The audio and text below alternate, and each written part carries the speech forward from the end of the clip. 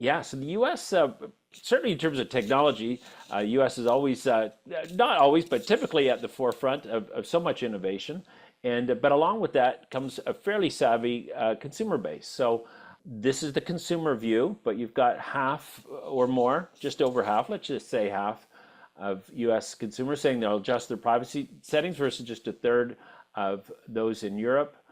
You can see across the board here, I won't read through all of them, but you can just see more proactive steps being taken in the US than in Europe. Correlation, of course, is not causation. Maybe Americans feel they need to, and Europeans more rely on the professional business side to take care of it, so they feel they don't need to. But in any event, you can see that certainly US consumers are taking more steps than are the ones in Europe.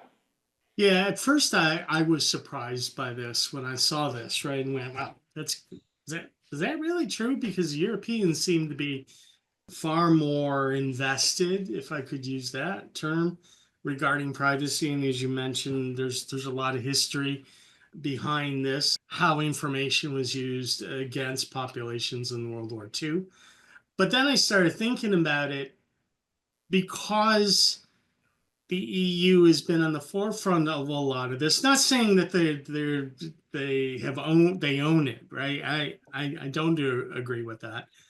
Your own country was actually a major pioneer in the privacy space with Dr. Ann Cavokian back in the mid 1990s. So, but nevertheless, it doesn't surprise me now as I look through it and say, the US has to take action because they don't have an omnibus, right? Basically, bill or policy and agreement across the entire US at the federal level, right? I mean, yes, we have privacy actions at the sectoral level, right? Of dealing with Sure. finances and all those verticals, no question.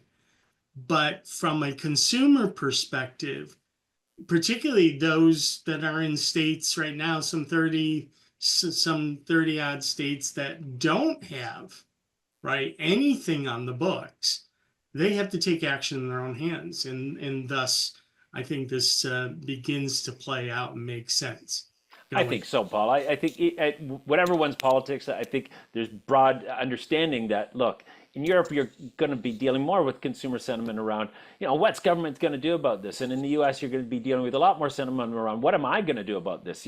Who's the most responsible agent here in terms of protecting me?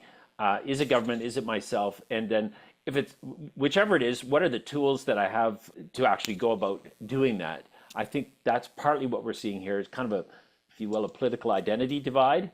Yeah. And I don't know if this just necessarily says, to your earlier point, Paul, that U.S. is ahead in this in terms of the tools and the abilities. It just might be more the sentiment of the consumer, which is around. So who's the responsible agent here to protect my privacy?